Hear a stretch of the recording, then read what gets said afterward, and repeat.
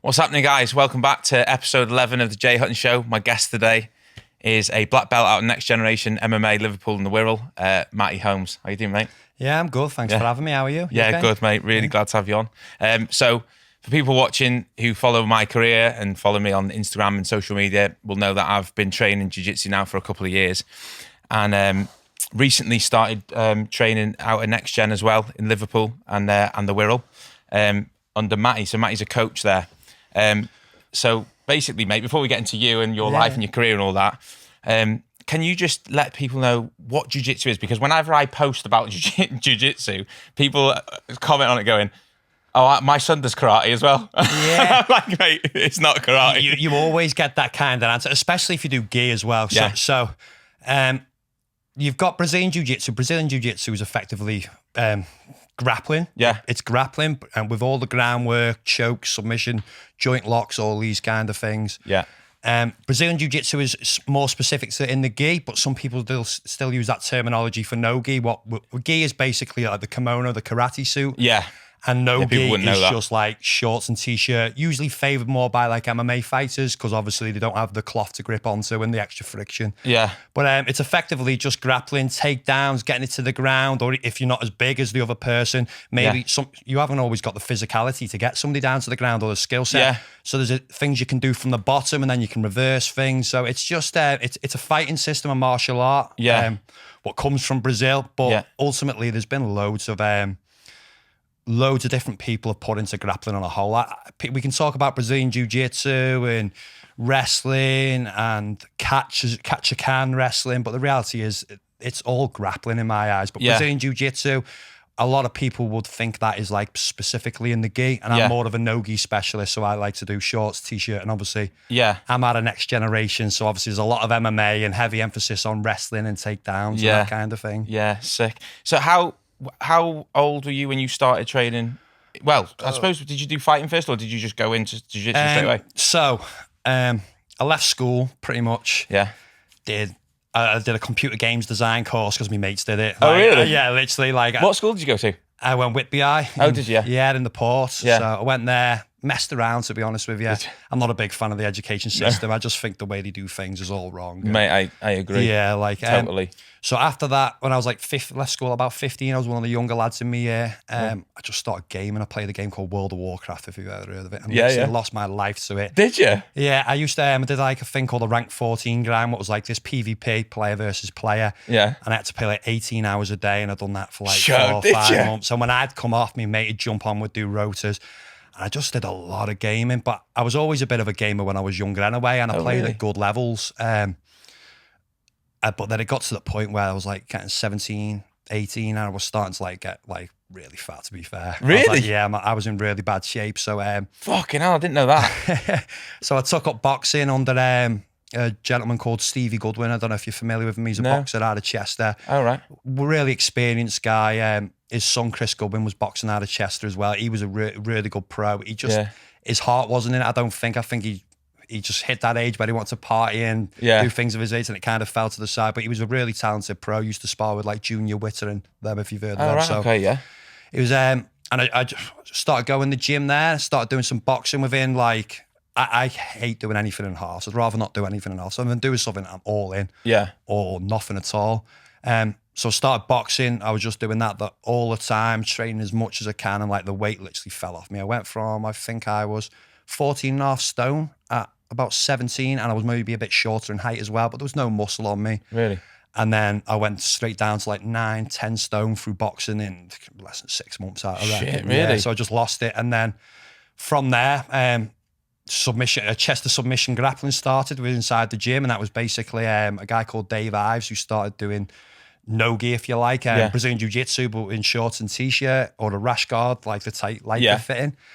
And I seen them one time, and I'd done boxing for a while, and I was sold on boxing. I was watching these guys roll around on the floor. I was like, yeah, they wouldn't do that to me. That kind of attitude, like we all have. And then I jumped in a class one time, got my ass handed to me, to be honest with you. I was like, we're doing this. Yeah. I started with my brother, and dragged him along with me, and I'm still dragging him along with me now. We're still like 12 odd years later. Yeah, that's right, mate.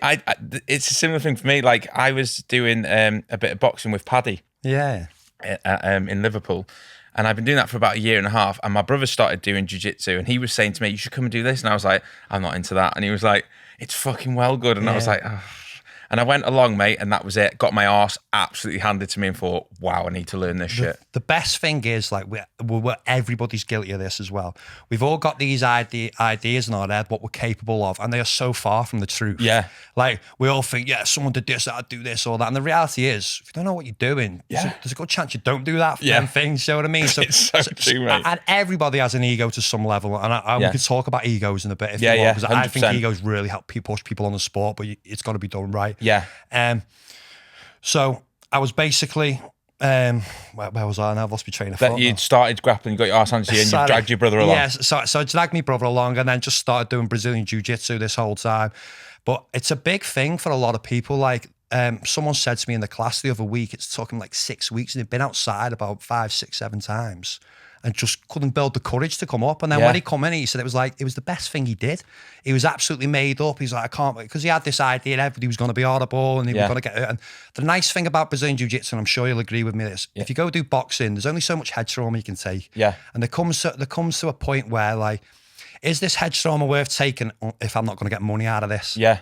And that is a reality. If your ambitions are to go pro, and there's serious money in boxing, and people can make money in boxing, absolutely go do your thing. And if that's what you love, but if you're a hobbyist, sometimes I think, is it worth taking all the head trauma? Because that's going to have implications later on in life. 100%. Yeah. The beautiful thing about Brazilian Jiu Jitsu and grappling, you can go hard as you want some days, can't you? Yeah. Like, and the submissions, most submissions outside of like certain leg locks, the pain is progressive. Yeah. So it's not like, like right away. Yeah. It's like, and then the pain builds, and they're like, and you can tap, and you just start again. Yeah. But we all, like I said, we all have these ideologies, like we can do this and we can't. And I think it's a big thing for people to first walk through the door. But when they do walk through the door, they realize everybody's just happy they're training. Yeah. And you are going to get muftied, you're going to get roughed up a little bit at first, but like, you've just got to embrace it, because now you're not trying to, there comes a point where you do Brazilian Jiu Jitsu for a while, and once you've done it for 6 months, you could mostly deal with most people in any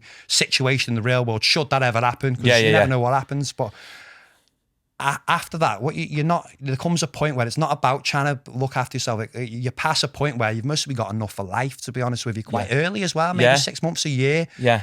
And then after that point, you want to compete with the guys in the room, the people who are specialists, and you're in a room of savages. Like, I do believe the word savage gets thrown around loads in grappling. Like, this guy's and they usually attach it to people who are like the top guys in the sport.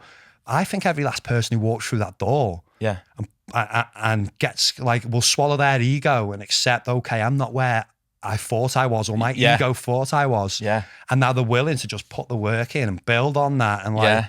It's just a great thing, like, do you know what I mean? It's unbelievable. I like, similar thing when I first walked in, you obviously think you can have a go a bit, but you really realize you can't. Absolutely, everybody. Like, we don't realize how much full of shit we are. You know what I mean? It's so true, mate. And then you walk in there and you think, and to be fair, when I started training, I didn't think about competing or doing anything like that. I was just doing it a bit like a hobbyist. Yeah. And it got to the point with me, the same thing, where I thought, I want to try and compete with the lads in this room now. And then you get to a point where you think, oh, could I do a comp? And then you go there, you get fucking smashed. And then you think, I want to go back and do another one. You keep trying to improve it. It's and it builds you. And you really do go on this great journey. Once you get like your foot in the door and you get that consistency, so after so long, it just becomes a part of your life. I bet you couldn't imagine your life now without doing all this grappling. Honestly couldn't, mate. And you go on like like I've gone on a crazy journey since I've started grappling. I used to be very narrow-minded in the way I thought about things. And now, like, really, I know quite a lot. I'm no doctor or nutritionist, but I know far more about nutrition, looking after my body and all these things. And I learned to learn as well. So I went through like the education system like most people. Yeah. But I'm a true believer, like the education system is totally broke. Yeah. Like not one size fits all. Yeah. And it's just regurgitation. And if you can't regurgitate, like you deemed an idiot. Like, so I was a bit of a naughty kid when I was in school. But what I had, I think diet played a big part in my education. So I was eating crap all the time, like Rice Krispie squares and all chocolate and all this and that. Yeah. And every time after lunch, I was completely crashing, and I couldn't even stay awake in classes. Really? And there was a point where I can remember back, I was crashing, and then to stay awake, you'd start you start to fall behind because you're not staying awake to learn these things, and you start to fall behind. And there's a point where rather than looking stupid, you mostly misbehave a little bit, and that gets a good reaction from everybody, as you know, in school. Yeah. All of a sudden, it's easier to be naughty than like address this problem. Yeah. But I was too young to see that at the time. But Yeah. I think a lot of teachers who are teachers don't deserve to be teachers just because they can pass a test. Totally agree. But you need people skills. Yeah. 100%. Yeah. If you can't engage people's minds, and I like say all these things. Like if I was crashing, like not one teacher saw. I've spotted him falling asleep all the time. Is the problems at home? Is he not sleeping? Is his diet? People mostly weren't thinking about diet too much when I was in school. But so I almost went through the whole education, believing I was an idiot almost at times. And then once because of the way they didn't engage with you. Yeah, I've always felt like, and I think that still happens today. And I think that happens to a lot of kids. Like I think it was Einstein said, if you judge a fish on its ability to climb a tree, you go through its life thinking it's an idiot. Yeah. And by the way, I'm not coming here to say I'm smart. No, I know. I'm an idiot outside of grappling. But anything that has my interest, I do well in now. Yeah. And through grappling, I've learned to learn, because like you go to school and, okay, we're going to learn things. Nobody ever give you any skills. Like, okay, how do we retain information? Like, I never got taught. I've learned since through reading books and these things, but I never learned how to learn. So it was self-taught then, isn't it? Yeah. So you go to school to be educated, and they're going to throw all these subjects at you. But if you haven't got any skills to retain information and revise and get prep for, like, they do a little bit of exam prep like a week before an exam or something. But so pretty much where I was going with it, like, I've just been on this amazing journey. My life's totally changed since grappling. Yeah, I bet. I've learned so much more. I feel like I've got more self-worth in my life. Yeah. Yes. So best thing I ever got involved in. So when you started doing the jits, when did you go to Next Gen? So I used to work shifts 6 to 210. So every other week, my classes were in the evening in Chester. I couldn't get there. So I started getting the train over to Next Generation, training in the mornings with the pros and whatnot. And how old were you? 33 next week. Mostly about 8 years ago, something like that. So I was relatively young. Yeah. But so I was always going there, and Paul was always super welcoming to me. Yeah. He was happy to have me there. And then my coach in Chester, he got crazy into outdoor survival. Like, I was like the most experienced guy in the gym, and sometimes he'd just disappear for like a month on end, and like the guy whose gym it was wouldn't even know where he was. Oh, really? He'd literally get a knife, get his water into the wild, come back like a month later. Oh, really? Yeah, and like he was my jiu-jitsu coach, and then he was coming back, was like, yeah, my life dream is to sneak up on a deer in the wild and touch it. I was like, yeah, and it just basically, in the end, the guy in the gym seeing his ass, and it all kind of fell to bits, and then I was left with the option to basically take the class on myself and then run out of Chester. Yeah. Financially, most would have been a good choice. Yeah. But I put my development first. I had I'm a very competitive person. There was things I wanted to do. And I felt like the big fish in the little pond kind of thing. And I wanted to spread my wings. And then I went to Paul Rimmer. I've been with him like consistently all the time now for about 6 years or something like that. Really? I think. And it's been one of the best moves I ever made, to be honest with you. Yeah, I bet. It's such a top level gym, isn't it? Yeah. It's so good. And obviously when we started coming, because obviously I trained with Luke at RJ, and you obviously know Luke. He told me to shout him out as well. Shout out to Luke, yeah. Up and coming, man. Luke Johnson, he's getting after it, but it's good to see, isn't it? Yeah, Do you know mate, what I mean? he's doing so good, man. He's absolutely smashing it. So, like, but that's a good example as well. Sometimes we can all be guilty, and some of us fall into these like factory jobs and all these things. And you're just making money, but you've got no direction or no self. It's easy to fall into that trap, and you're not working on self-improvement yourself. And then when you add someone like jiu-jitsu, all of a sudden you've got someone that motivates them now. Yeah. And like positive to just put that energy into. 100%. Yeah. And it's having purpose, isn't it? Yeah, What do you do? Me, I make steel drums. I work on a production line. And you still do that? Yeah, I work 11 hours. So my day pretty much is I get up at I leave the house at 6. So like all well-organised men, I wake up about 5 to 6. Yeah. Get dressed and bomb out the door, go Asda, get me food, and then get to work for 6:30. Really? I work till 5:30, bomb home, takes me about 15 minutes to get home, and then I've got a 15-minute window to give the kids a kiss if they're there, hop in the shower, and I'm back out the door, and I'm usually back by about 9 o'clock. That's mad. Then I usually come back. It's 9, sometimes nearly as late as 10 o'clock, and obviously I've my partner as well who's sorting all the kids and everything, so then I feel like I've got a duty to her to spend some time with her. So then I end up most nights staying up till like near 12. Yeah. Rinse and repeat, back up at near 6, out the house. And that's just been my life for years now. Mate, that is insane. I don't know any different. So. No, that's insane. So how many kids have you got? I've got 3. 3 kids. 2 with a partner I'm with now. And I've got, I was a dad at 20. I was a young dad. Was you, A yeah? dad at 21, yeah. Shit, man, that's mad. So what was that like? Was it scary? It's one of the best things to ever happen to me because like it's easy. So like I've got some mates who they're just the characters. You know what I mean? Like council state this kind of thing. And some fall into these bad paths and this and that. But it kind of kept me focused as well. Like I couldn't afford to get involved with all that bullshit once I had a kid. Like I split up with her pretty early on, the kid's mum, but like I had to make sure I was on point with everything. Yeah. Like so I didn't get involved with drugs or any of that. No. Any of that shite. That's good. Just kept my head down and just stayed out of their trouble. I'm still mates, so I've still got some right character mates, and they make me laugh on the stories and this and that. But I've just not got time because I'm always doing my own thing, and it just kind of kept me out of trouble. I think it kept me out of trouble a little bit, yeah. That's good though, isn't it? Yeah. And that's again goes back to the purpose thing, doesn't it? Yeah, it's been a driving factor as well because I've always wanted to like the biggest thing like I just want to be my kid's superhero. Yeah. Like my kids think I am like nails. They think I better in mind half the time I'm sitting you are nails like. It's still like even my 12-year-old to him, I'm like this superstar to him. That's so to amazing. Me, that's like that's one of my biggest achievements. Mate, that is amazing. Me, yeah. Like he's coming back to me now. He's like, oh, my mates, they're all looking at your Instagram and this and that. And he's like, they've seen a video for Scramble. Really? What they did, I don't know if you've seen that video they put out. They've seen that and all his mates were so he's buzzing because all his mates are buzzing. It's like it's a cool thing to try and be the cool dad. Like he's been being a bit naughty. His mum had got on his phone and went on his WhatsApp and like he's like dissing his mum because obviously he lives with his mum. Yeah, and he mostly thinks I'm amazing because he comes for me weekends and this and that. Yeah, and it's all good when he's with me, but I'm sure I'd do his head in if he lived with me all the time. Yeah. But like his mum said, I went on his phone.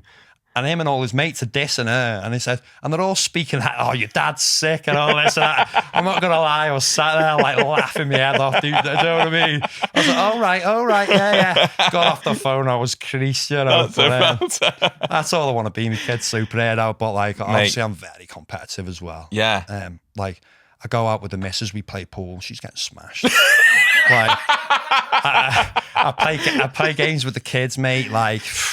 Mate, you know, my 12-year-old nearly beat me on FIFA about a year ago, mate. Like the tongue was sticking out. Like I was getting combat. I was like shit talking to him, like trying to get under his skin and everything. Like I'm just so competitive in everything I've done. I don't know where that comes from. It's just something deep inside me. Yeah. That's mad, isn't it? Yeah. But do you know when you going back to the game? Did you ever think when you were doing the gaming that you could have made a career out of that? Because obviously people make massive careers out of it, don't they? This server I played on, like there's loads of servers, but it's like one of the biggest games ever, World of Warcraft now. You must have heard of it at some point. I've heard of it, yeah. I've never played. And like only because I paid 18. Like anything, like people want to get good at things. Everybody wants everything fast, and it's the same. I'm sure with your tattoo, nothing comes fast. Everything takes time. Yeah. Some things can come fast. You can make little clicks and realizations. You have like a little epiphanies, if you like. Yeah. The reality is, hard work gets you to where you want. Yeah. And I think I learned the ethic of hard work through gaming. I know that might sound weird, but I'd play that much. I was basically one of the best guys on the server. Yeah. And there's another guy who was like, we both played the same kind of character, and me and him were considered like the two best, and he still plays today. Really? And he's like Saudi prince's kids. He like trains them up and all kinds of things, and he plays in all these tournaments. He's considered one of the better players in the world. So I've always been pretty good. Like you take confidence off these little things because I was good at that, and then I was good on Call of Duty and all these other games. So like you build your ego up. Like your ego can build you up. I talked about ego before. Yeah. And your ego is brilliant for you. Like people go, oh, like it's really common in Brazilian Jiu Jitsu and grappling. No ego. And you do need it to the degree like you can't get tapped and like start seeing your ass or beating yourself up too much that it absolutely destroys you. But at the same time, if your goal is to get good, if I get tapped in an armbar, I'm going home thinking about that night. Yeah. I'm like, what went wrong? How do we fix it? It's got to bother me enough that I want to fix it. Yeah. Because if I'm so egoless that, oh, okay, I'm loose and I'm getting sorted, I'm not bothered.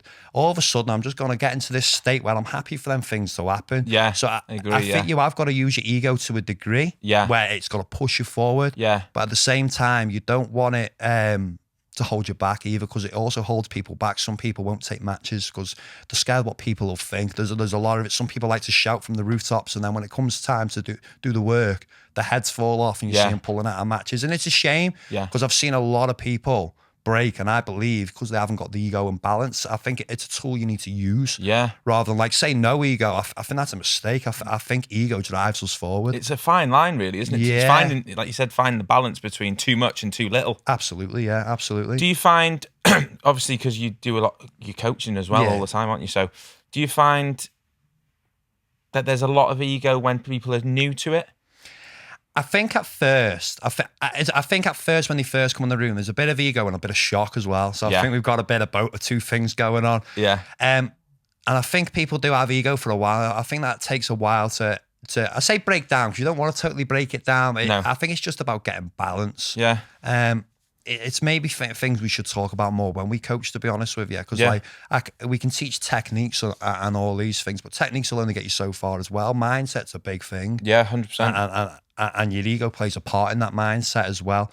But if there's any grapplers out there who are listening, like you say, use it to drive you, but at the same time, like see things for what they are. Like, basically use that to fire forward. Yeah. Don't let your ego destroy you. Basically, like it's like I was seeing something about a lobster the other day. I think it was a lobster, and it can shred its shell or something, and once it gets too big, and then it regrows its cage again, if you like. Yeah.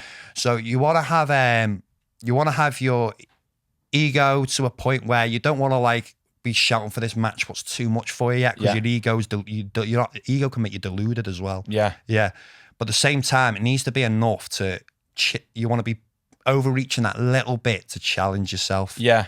And you're going to need a little bit of ego, because there's confidence in ego as well. Yeah, 100%. And you can't go into things without confidence. I've never gone into a match thinking I'm not going to win. And that might sound big-headed. And there might be matches I don't think it does. I've lost 3 matches over 12 years. Yeah. Well, I'm happy with, to be fair, yeah. But I definitely... It's a good record. It is a good record, but on the other hand, you could say this guy hasn't competed enough as well. So there's a little bit of that, or maybe he hasn't been in there with good enough competition, or maybe the competition isn't good enough. But that's other people's opinions, isn't it? You know yourself, though, don't you? Yeah, but this is, like you say, an opinion. And that's one of my favourite quotes as well, is what Paul Rimmer says all the time. What's that? Like, people like to talk and drag you down. I've had people try to say, oh, I won't do this. And I've gone on and proved them wrong most of the time. Opinions don't mean shit, and people let them bother them too much, and that affects their mindset as well.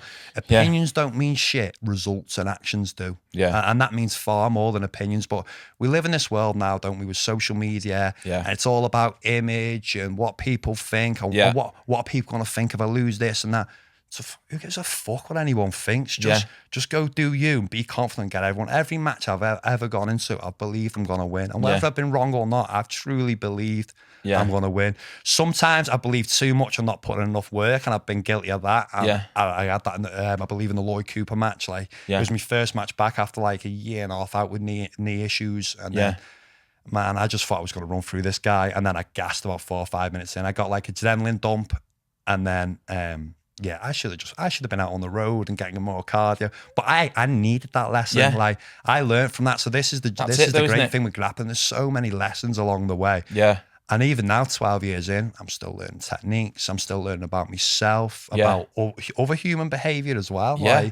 Because you're seeing it all the time as well. There's so many different personalities that come into the gym, all different shapes and sizes. And I think, you see a lot of lads who are like big juice bombs, and people naturally think that because they look intimidating, that they're going to be nails. But some of the hardest people I've seen are in them jiu-jitsu gyms, are the skinniest, youngest lads. Just because someone's big doesn't mean they're strong, does he? No. Okay, so you've got a 150 bench, but can he pull himself over a 6-foot fence? No. How strong is this guy really? Do you know what I mean? He's struggling to wipe his ass. He mostly can't move, can he? Some guys are that big, they can't even move properly. Yeah. So and some people as well, I'm sure you've seen this, some people are deceptively strong. You can get some 60 key guys and you think, Jesus Christ, he's unbelievably strong. 100%. Yeah, I've rolled with some people.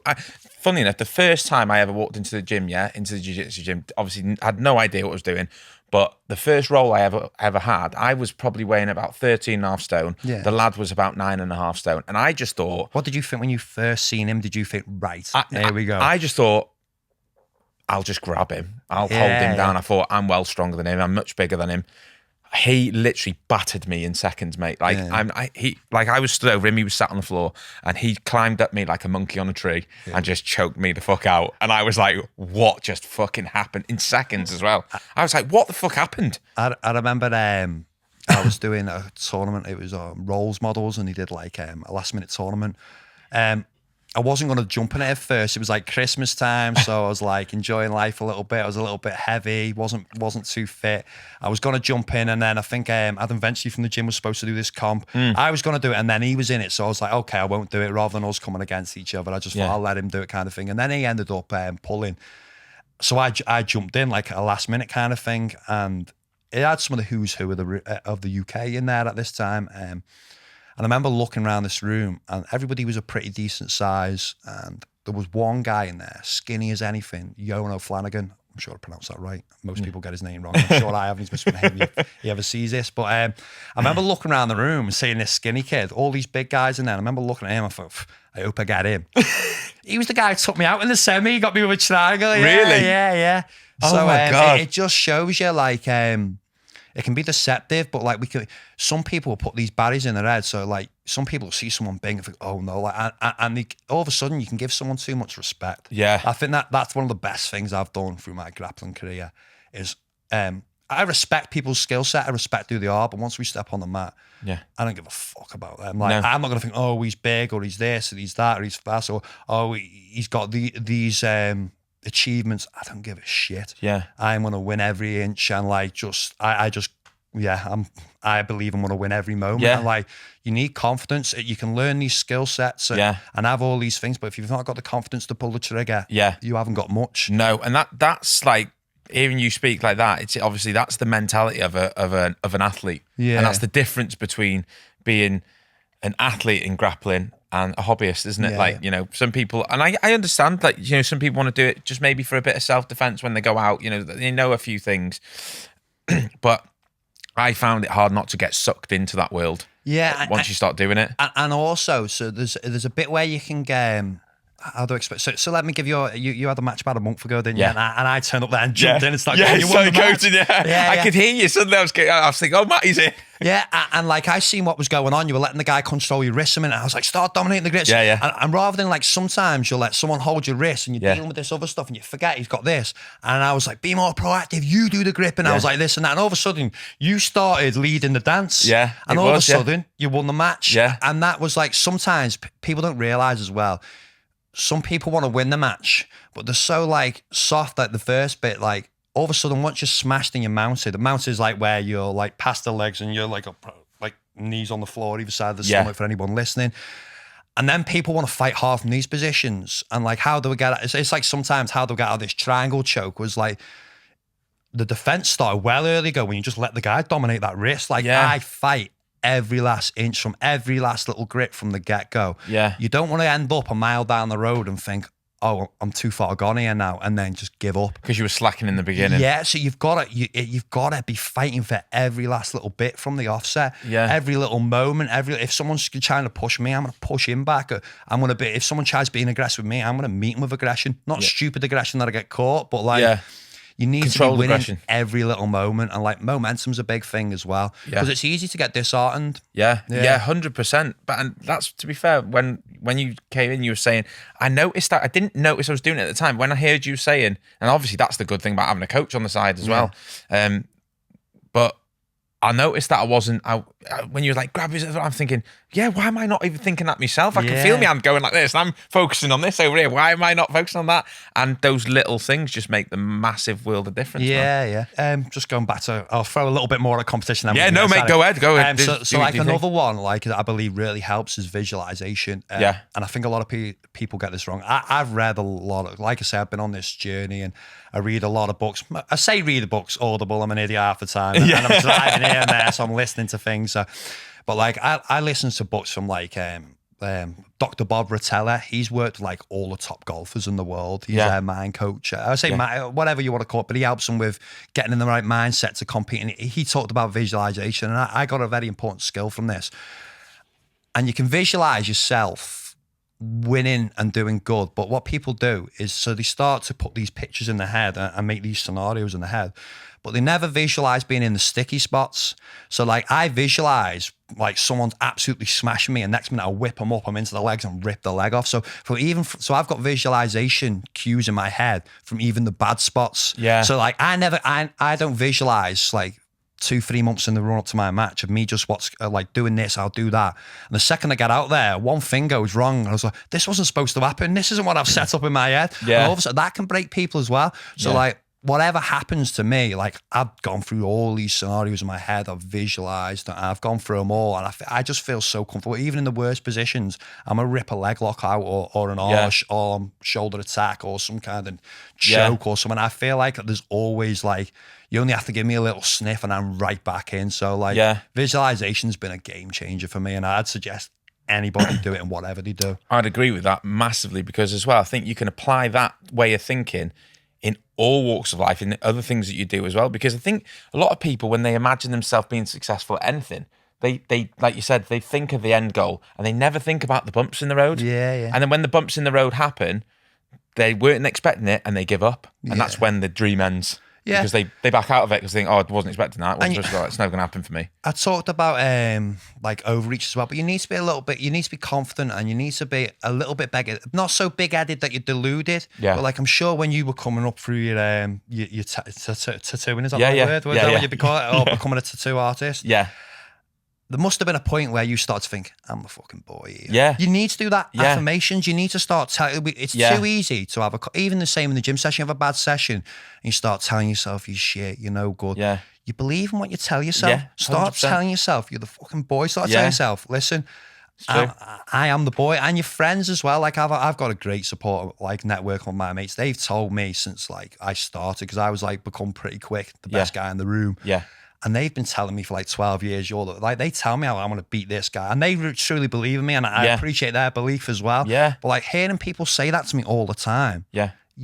You believe it. And with belief is confidence. And with confidence is the ability to execute. Yeah. So, and I'm sure it's the same. 100%. There must have been a point where you were very good, but without telling yourself you were the boy, you might have not pushed on. I'm sure you had a point where you started to think, and it might sound big-headed to some people, there's a point where you need to start thinking, no, I'm the kiddie here. Do you know what I mean? I think it is a total, like, it is a belief in yourself, 100%. Yeah. And I have had that. And, you know, I'm not really that, I'm not very outspoken about what I do at tattooing, but I'm not big-headed at all, but I know how good I am at tattooing. Your portraits are unbelievable. Unbelievable. I don't think I've seen anybody. Listen, I'm no specialist in like looking at tattoos and going, oh, this and that, but your portraits are out of this world. Thanks, mate. I appreciate it. I believe they're the best. I'm yet to see someone do better portraits. I appreciate that, mate. It means a lot. But no, it is nice hearing that. It really is. And I have believed it for a long time. Like, I don't go out there thinking, oh, I'm the best tattooist in the world, but I believe 100% I'm one of them. Yeah, so, absolutely. Like, and that's all I think. I just think I'm one of the best tattooists in the world. End of. And with your skill set, if you had a different thing and you thought you were shit, or you start telling yourself, and you start your mindset was to change, you wouldn't be as good. Even though your ability to sketch and do all these things, you wouldn't be as good because you wouldn't have the confidence, because you're not like telling yourself in your head. That's what I believe anyway. It's absolutely true, because it applies to all, because like people go, how did you get this good at drawing? I think because I've done it for 14, 15, 16 years. Like I've drawn all my life, but I've been tattooing 14 years, and now I'm only this good at tattooing because I've put 14 years of effort into it. And again, the same applies with jiu-jitsu or anything that you're passionate about. And like you say, time's a big one. Everybody wants everything right now, don't they? But time's a big one. Like I've been doing this 12 years. It's the only thing I've ever done consistent. Yeah. Like everything I've ever tried in the past has just fell to bits. Like I've done fishing, I've done all kinds of things. I did taekwondo. Yeah. Like taekwondo. So I did taekwondo. I think I got to green belt. And the reason I stopped, because I was doing it in the Shell Club in the pod. I don't know if you're familiar with that place. Yeah. And it was just like a little social club, and they rented the hall to do taekwondo. Really? And I enjoyed it. I genuinely enjoyed it. It was good. It was putting my energy into something when I was younger, and I think it would have helped me if I'd have stuck to it. Yeah. The reason I stopped was because some of the lads from school, one day, they were hanging around at the door and looking through the window, and I was that embarrassed to be seen by them. Really? Yeah. And like, I stopped doing something positive because the ideas what other people would think. Yeah. And that's a dangerous thing. And everybody's guilty of it, especially in the social media world we live in now.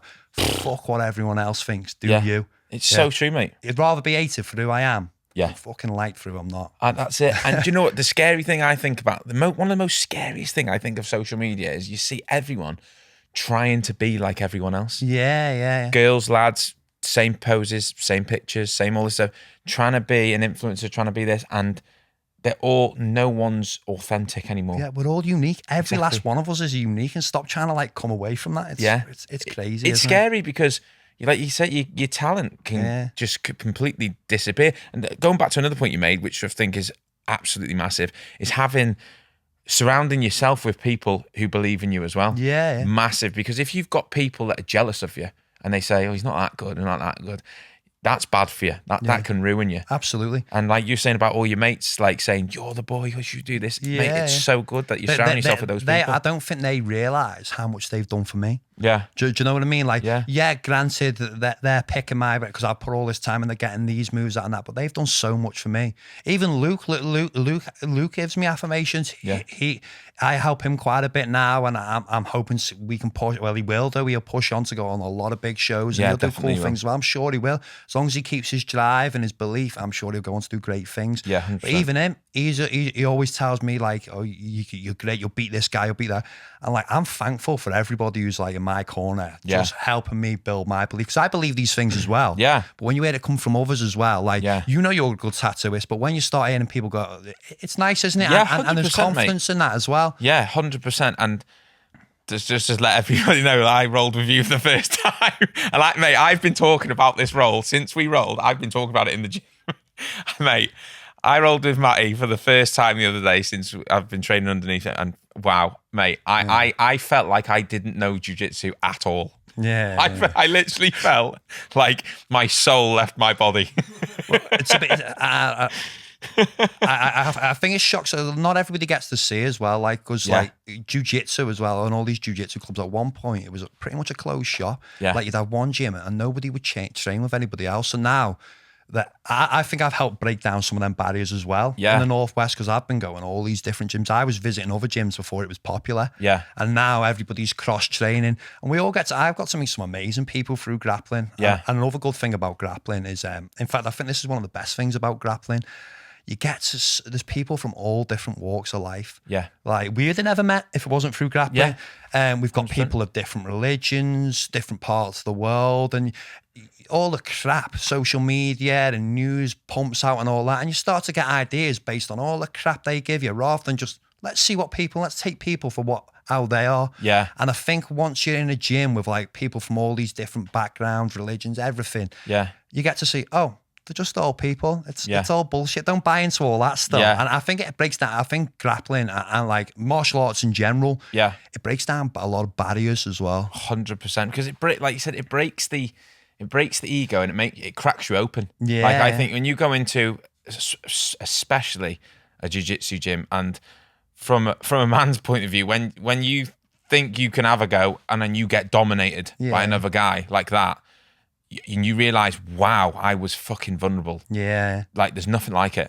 Yeah. And then you'll either sink or swim then, innit? Yeah, and another one, sometimes people just, like, judge how they do on, like, how the whole round went. Oh, I got tapped 3 times. Yeah. But you could be going with a guy who could tap you 3 times every roll, but today I escaped 3 times, or today I escaped once. I don't usually escape. Yeah. But people look at like, oh, I got tapped 2-3 times, and look at the negatives. Well, hang on, let's look at the positives. I managed to get out once. Yeah. Next time I'm going to get out, and I'm going to mount an attack. Yeah. And you just build. So you can't get too. You've got to be aware of the negatives and work on the negatives. Yeah. But don't let them destroy you and eat you. Let it bother you enough that you're motivated to work and fix them.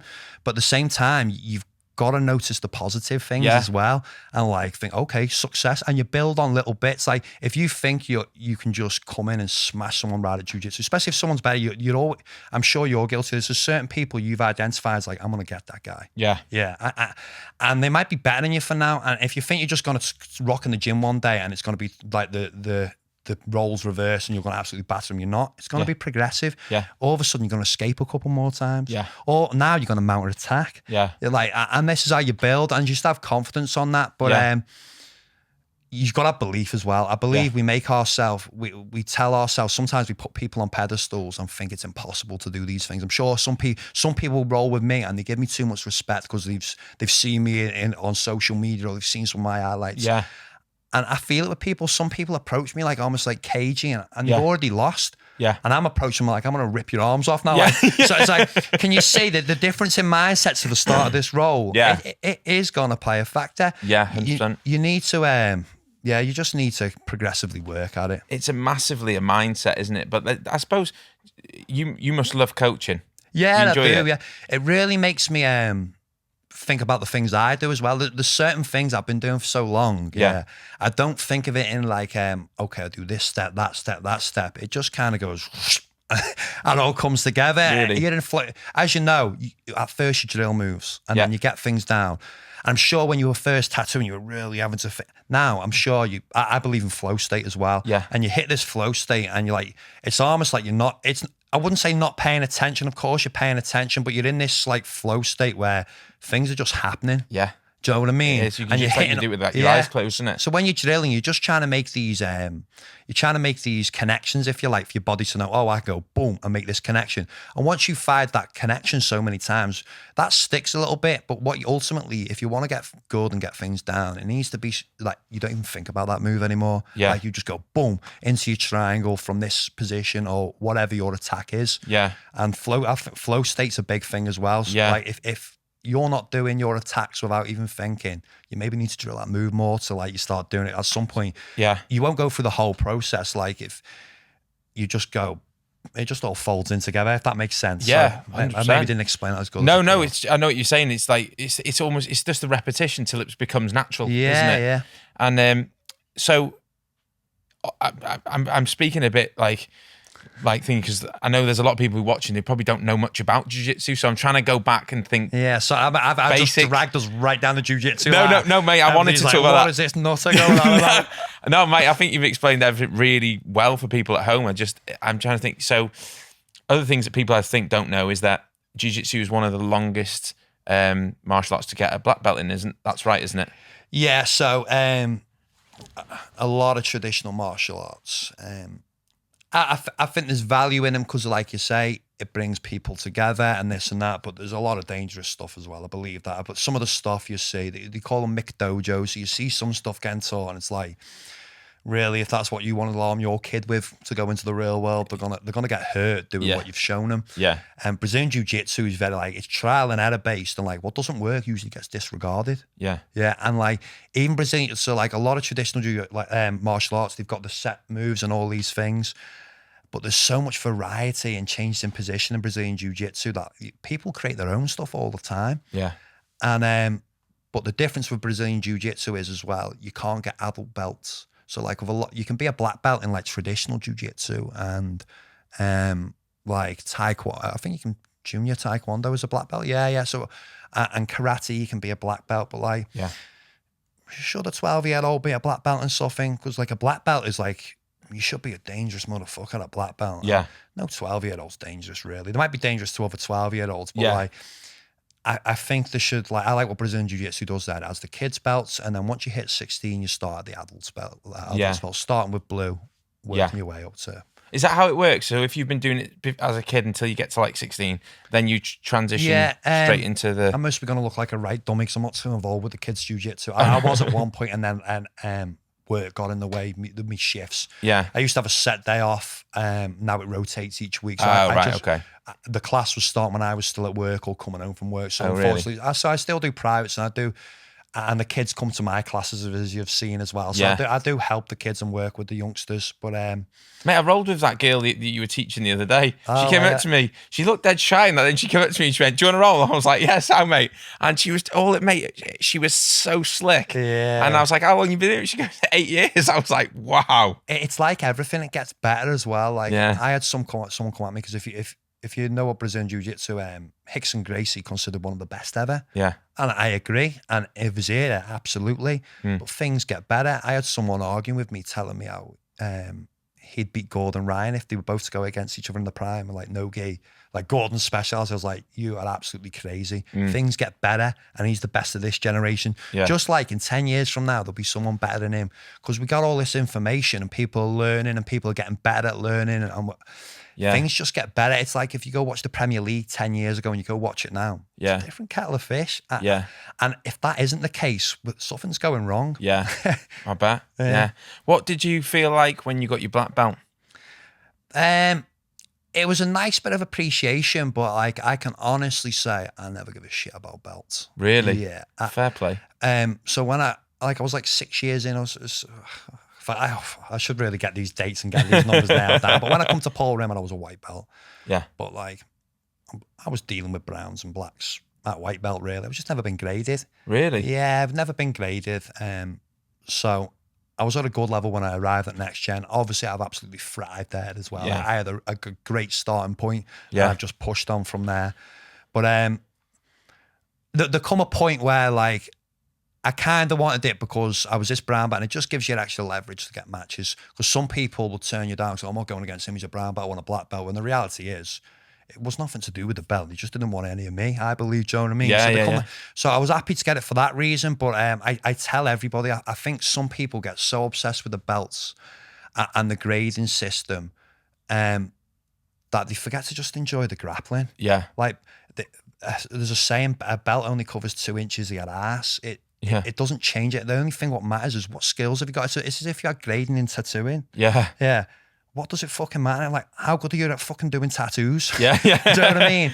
Yeah. And sometimes people think, oh, they see some guy, they tap a bit and he gets graded before them and this and that. And people get disheartened by him. And honestly, if you're in jiu-jitsu for the long haul, like, who gives a shit when you get this belt, that belt? Just enjoy the process and get fucking good. Well, that's it, isn't it? Funny enough, I remember seeing John Danaher saying that in an interview about the belts. He's like, forget about the belts. Yeah. It's how good are you at jiu-jitsu, like, and that's the thing, isn't it? Like, you just want it. Ultimately, you're there to be good at what you do. And that's it. So I couldn't ever imagine. Imagine getting like, so you got like, I don't know, you're some black belt, and then you go to another gym and you get your ass handed to you, like people are far like lower ranked than you or whatnot, and people are and getting all disheartened. Well, like, if you just focused on your skill the whole time, like, belts, they're nice, but they are just a byproduct of getting better.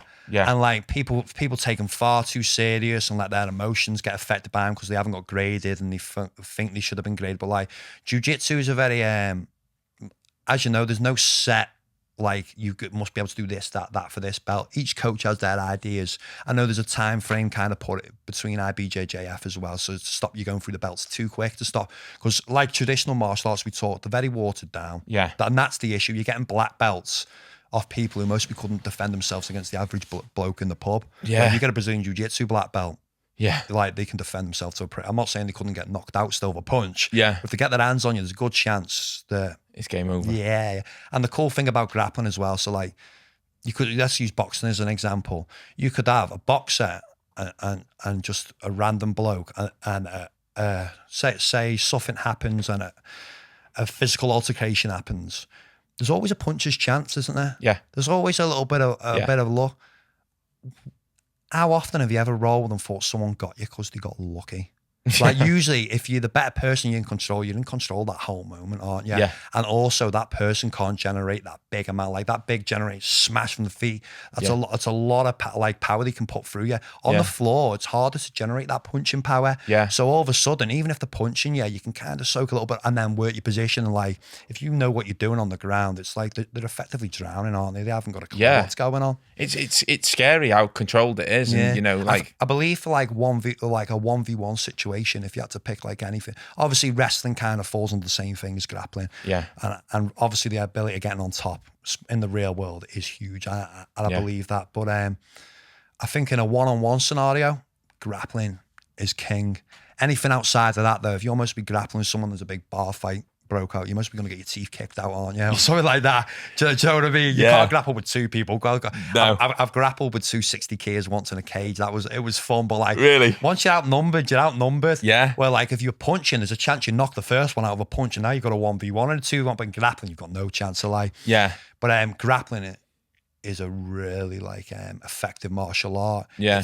You're not getting taking blows to the head, so you're not getting all this later health problems like early onset Alzheimer's and CT and all these other things. Yeah, and the other thing about it is as well is like if a fight breaks out in the real world, you hit someone, you can kill them. Exactly. You know, they could hit their head on a curb. Anything could happen. You know, it's so dangerous to actually just actually hit somebody.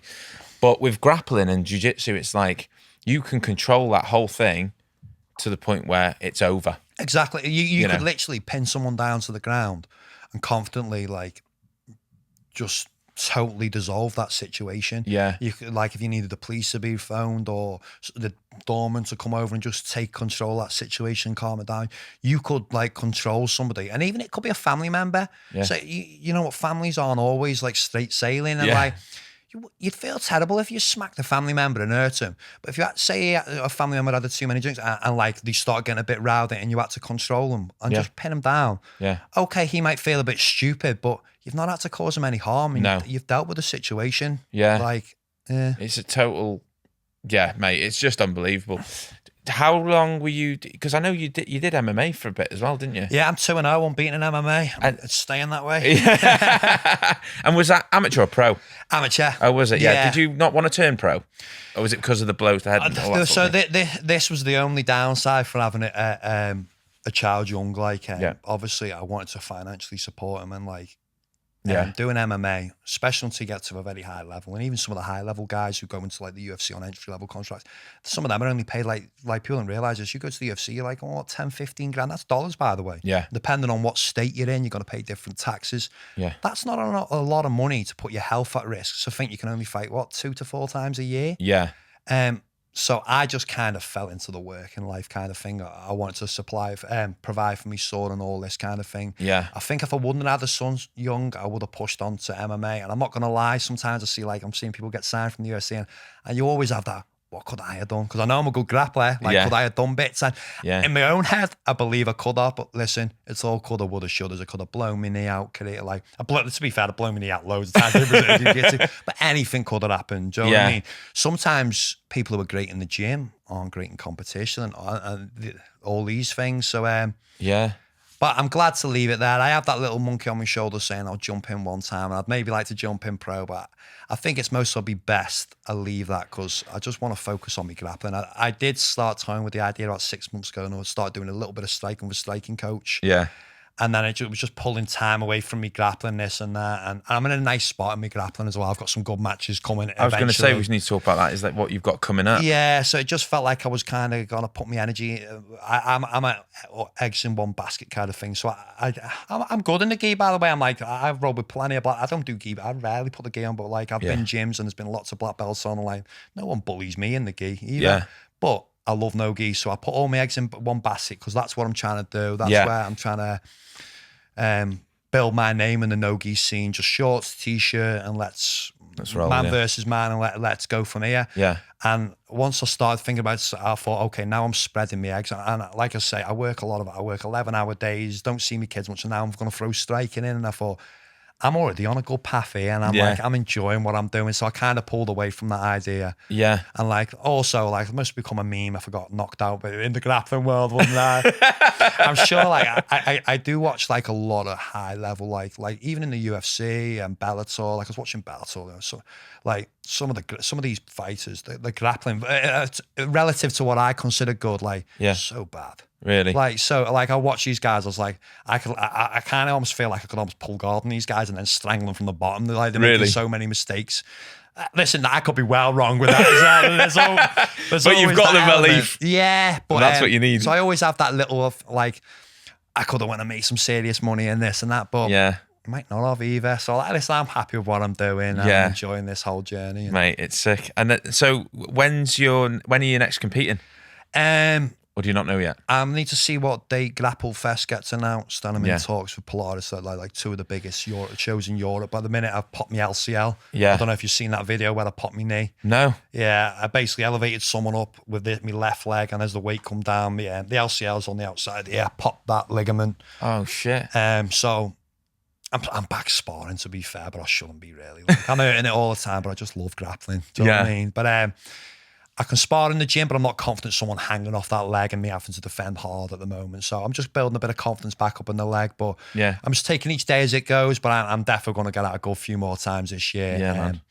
And it's all big matches now. I mean, last match I won a fight to win world champion. Yeah. He was a big boy as well. I beat him confidently as well. I won every moment. Like, it wasn't the most exciting match, but he literally, when I talked before about winning every little moment, he didn't win a single little moment. I totally shut him down, passed his guard a load of times, just didn't get the sub, unfortunately. Yeah. But people are starting to notice now, like everything I believed for all these years, people are starting to realize, oh, this guy's not fucking around. And yeah. It's my self-belief as well. Like that's my superpower. Yeah. I think the UK has some fucking excellent grapplers. And for ages, I believed that. There's a lot of people I believe are very, very good. And the American, like the scene in America is so much bigger. And we see these guys because they get so a better platform and all the big competitions are over there and this and that. And I think people don't really take us as seriously as they should do. And I believe that we've got a good amount of athletes now who can beat these top guys. But I think sometimes, because of all this shit what gets put on social media, I think people don't believe in themselves enough. Yeah. And you put these top grapplers on pedestals and oh, you think they're great and this and that.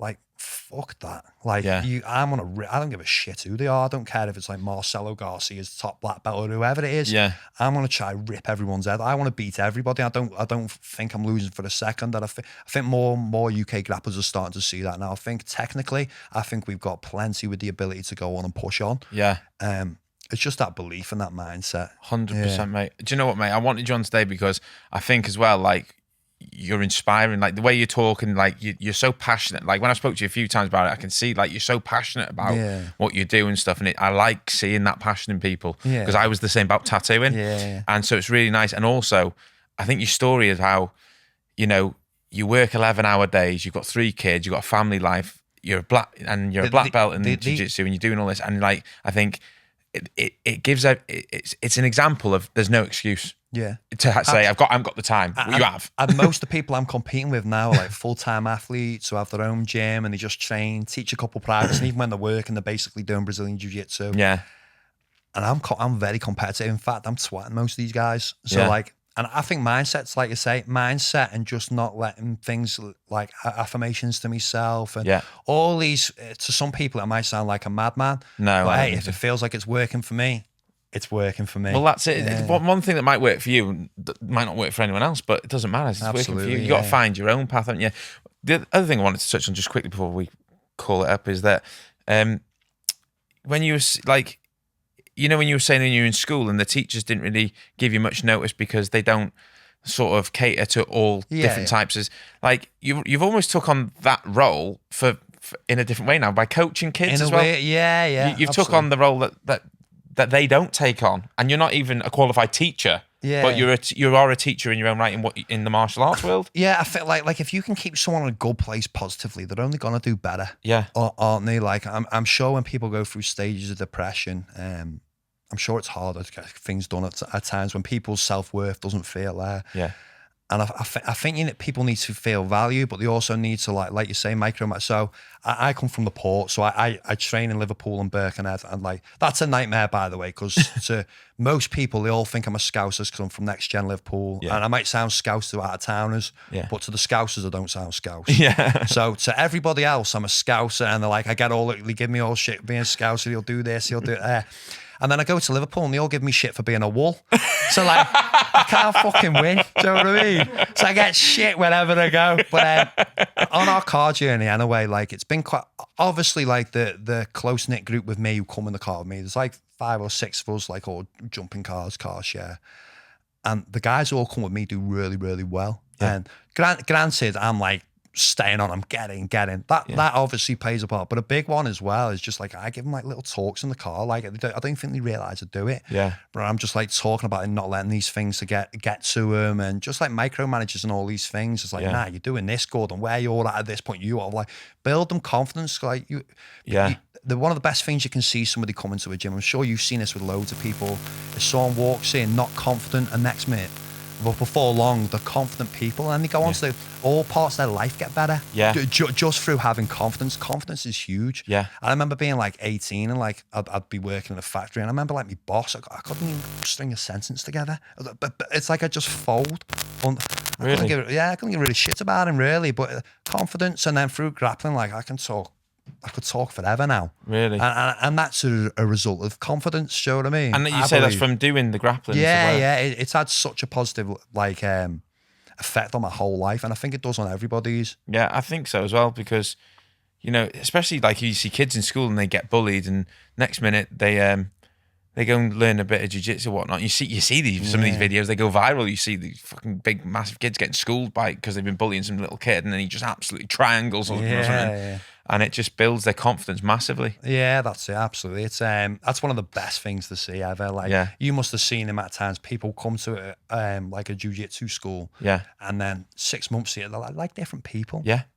And then you'll notice, like, you watch what they start doing. They start improving their life. They get fitter. They start doing better in the relationships. They start unless they're proper pissing the mist off and never there. Unless they're like a bit like me. But they just start doing better in everything they've done. I've seen that across the board, and I've seen that for myself as well. Like, everything I do now, I'm far better at. Like, even like I've been putting some course and work what managers have failed and stuff, and they put me on. And like I say, I was never one for education. And then I passed these things, what managers, and I'm thinking, I went through my whole life believing I was an idiot. By the way, I don't think I'm clever. No. But I think a lot of us are made to feel daft when we're not really. We're all clever in our own ways, and this is where the education system Well, it's like you said about the education system, because if you don't know if you're not good at like English, math, science and all those certain things, then it is like you classed as, you're not very clever. Yeah. Which is the wrong way of looking at it, because Absolutely. I was the same. I wasn't academic in school at all. Now you're giving yourself, like, these, I talked about affirmations before, now you're telling yourself negative things. Yeah.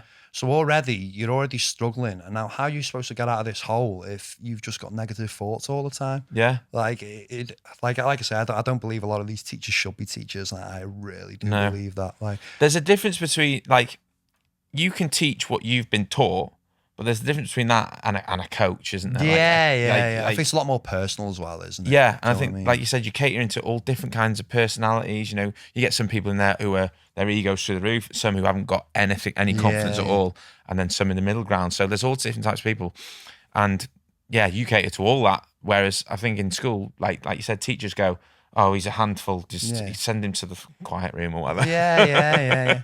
It's That's exactly. I think just going off subject, one of the biggest things I've noticed since going Next Generation Liverpool, that fucking tunnel.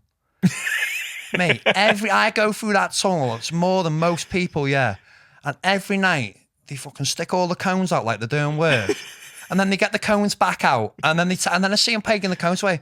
I ain't seen anybody doing any work for fucking years. But they're billing everybody. Like, you look at Liverpool, for a country that's like very late Labour dominated, and like they don't like being shit on and treated, like, they're getting everybody coming into there is getting taxed. So like the first thing I want to know is, like, where's all that? I could be wrong. It could all be going into the city. Yeah. But I think someone's making a lot of money. Yeah. And they ain't spending much on maintenance. They literally have a guy walk out, he sticks cones out and fucking comes back and collects them. It's a fucking scam.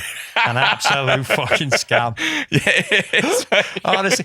How many times have you seen someone putting them cones out and picking them back up? How many times have you seen workmen in there? It's true. Honestly, and they must be making a disgusting amount of money. How much is it for a lorry to get through there? About £9 or so. I think it's something ridiculous. Mate, well, do you know what? Years ago, like when I first started going for that tunnel to go to the Liverpool games, I think it was like 70p. Yeah. It's £2 now. Yeah. £2 there, through it and back. I'd love to think they're paying the workers a lot of money, but I don't think that's the case either. Definitely not. But I needed to get that out there, by the way. But like, I can't believe, like, unless I've got this totally wrong. Yeah. And the money all goes back into the community and the area and all that. But I'm guessing it. Yeah, I'm doubting the chances of that. And I'm surprised they let that go on. Like, some people should start asking the question, where's all this money going? Yeah. And like, what's getting done? Because that's extortion. Everybody's getting ripped off who comes into there. And Liverpool's a great place. Yeah, exactly. And, So favorite city, yeah. So there's Where's it fucking going? Where's this going? Mate, honestly, thanks so much for coming on today. It's been a great chat. I've really enjoyed it. I think people who watch at home who didn't know anything about jiu-jitsu will be so much more interested than they might have before now. So I really appreciate you coming on. And so where can people find you on like social media if they want to give you a follow and stuff like that? Matty Holmes 89 on Instagram. Yeah.